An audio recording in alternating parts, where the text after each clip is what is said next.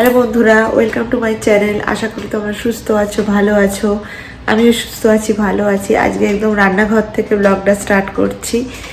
তো আজকে একটা কুকিং রেসিপি নিয়ে চলে এসেছি। আজকে মাটন বানাবো। তো মাটন তো সবাই বানিয়ে থাকে, বিভিন্নভাবে বিভিন্ন স্টাইলে বানিয়ে থাকে। তো আমি কীরকমভাবে মাটন বানাই সেটাই আজকে তোমাদের সাথে শেয়ার করব। যদি ভালো লাগে ভিডিওটা তাহলে একটা লাইক দিয়ে দিও আমার ভিডিওতে। তো মাটন বলতে আমরা বুঝি যে রেওয়াজি মাটন, ঠিক আছে। তো আজকে আমি রেওয়াজি মাটন নিয়ে এসেছি। তো এই মাটনটাকে আমি অনেকভাবেই রান্না করি।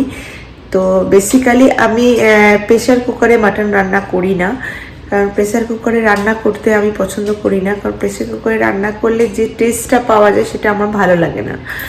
তো আমি কড়াতেই বা ননস্টিক প্যানেতেই আমি মাটন বানিয়ে থাকি। হ্যাঁ, সেটা অনেক টাইম সাপেক্ষ হয়, সেটা আমি জানি, কিন্তু ওটাই আমার পছন্দ হয়, ওটা আমার বাড়ির লোকেরাও পছন্দ করে। তো আমি কীরকমভাবে মাটন বানাই বা আমি কোন স্টাইলে মাটন বানাই, তো আজকে সেটাই তোমাদের সাথে আমি শেয়ার করব। ভাবলাম যে অনেকেই তো অনেকভাবে মাটন বানায়, তো আমার যে স্টাইল সেটা একটুখানি তোমাদের সাথে শেয়ার করি। দেখি তোমাদের ভালো লাগে কিনা। যদি ভালো লাগে তাহলে আমার চ্যানেলটাকে একটা সাবস্ক্রাইব করে দিও আর আমার ভিডিওটাকে একটা লাইক করে দিও। চলো আজকে ভিডিওটা স্টার্ট করি। স্টার্ট।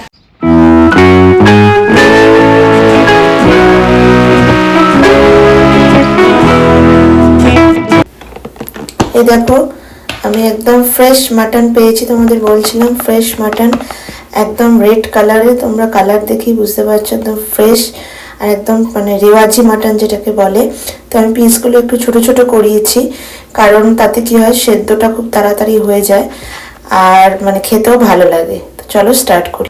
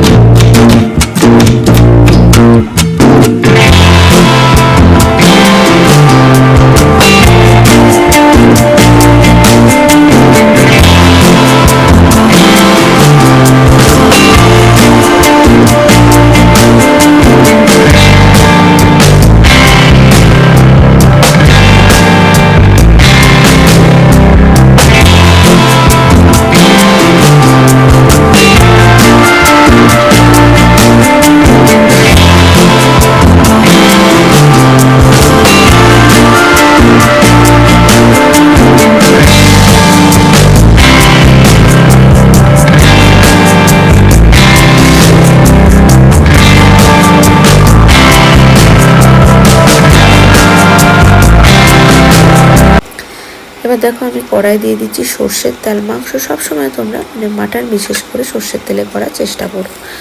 এবার আমি আলুগুলোকে কি করলাম, ভেজে নেব। তাতে কি হয়, আলুর একটা মানে ভেজে নিলে কি হয় মাটনের স্বাদ আরও বেড়ে যায়।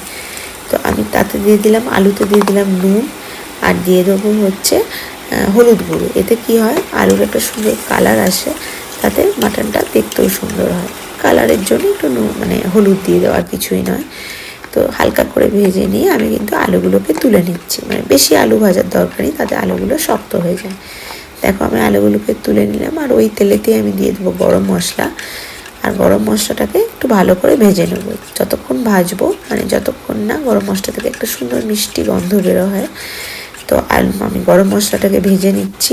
ভেজে নেওয়ার পর আমি দিয়ে দেবো কাঁচা মাংস, ঠিক আছে, কাঁচা মাটন দিয়ে দিলাম। দিয়ে দেওয়ার পর আমি গরম মশলার সাথে সুন্দর করে মাংসগুলোকে ভাজতে থাকবো। মানে এতে কি হয় মাটনের একটা মোটকা যে গন্ধ অনেকে ভালো লাগে না, এরমভাবে ভাজলে কি হয় গন্ধটা চলে যায়। সাথে দিয়ে দিলাম কাঁচা পেঁয়াজ। পেঁয়াজ আলাদা করে ভাজার কোনো দরকার নেই, একদম মাটনের সাথে দিয়ে দিলাম কাঁচা লঙ্কা। এতে কী হয় তোমাদের টাইম বাঁচে। অনেকে আলাদা করে ভাজে, আমিও আরেকভাবে অন্য একটা প্রসেসে করে থাকি মাটন, সেখানে আমি ভাজি, কিন্তু এই প্রসেসে আমি তোমাদের দেখাচ্ছি, তোমরা সব একসাথে ভাজতে থাকবে। এরপর দিয়ে দিলাম হচ্ছে মানে আদা বাটা, আর তারপরে দিয়ে দেবো হচ্ছে রসুন বাটা।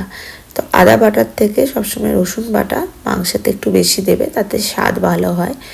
ততক্ষণ কষবে যতক্ষণ আদা রসুনের কাঁচা গন্ধটা চলে যায়, ঠিক আছে। দেখো আমি সুন্দর করে ভাজতে থাকছি। এরপর দিয়ে দেবো সমস্ত গরম মশলা, যেমন দিলাম হলুদ গুঁড়ো, ধনে গুঁড়ো একটু মাংসতে বেশি দেবে, দিলাম জিরে গুঁড়ো, আর দিলাম কাশ্মীরি লঙ্কার জন্য মানে গুঁড়ো কালার হওয়ার জন্য। আর সাথে একটু জল দেবো অল্প করে, যাতে মানে গুঁড়ো মশলাগুলো পুড়ে না যায়। এবার ভালো করে কষবো। আর এর সাথে সাথেই কিন্তু দিয়ে দেবো টমেটো। ঠিক আছে, দেখো আমি টমেটো দিয়ে দিলাম, আর একটু নুন দিয়ে দেবো, তাতে কী হয় টমেটোটা তাড়াতাড়ি গলে যায়, টাইম বেশি লাগে না। দেখো আমি সমস্ত কিছুকে ভালো করে কষছি, আমার একদম কষা কমপ্লিট, তেল বেরিয়ে গেছে। এবার আমি কি করব, মাংসের ভেতরে দেখো ভালো করে একদম ভালো করে কষে নিয়েছি। এবার আমি জল দিয়ে দিচ্ছি, গরম জল, আর যে আলু ভেজে রেখেছিলাম সেটাও আমি দিয়ে ভালো করে মিশিয়ে নেব। মিশিয়ে দিয়ে আমি কভার দিয়ে একদম 1-2 ঘন্টা, আমার 1.5 ঘন্টা মতো টাইম লেগেছিল। এবার দেখো একদম আমার মাংস রেডি, দেখতে কি ভালো হয়েছে, কি ইয়ামি দেখতে লাগছে। তোমরাও বাড়িতে ট্রাই করো এরকমভাবে। তো আর আমাকে কমেন্টের মাধ্যমে জানিও কেমন হয়েছে। আজকের মতো চলো, টাটা।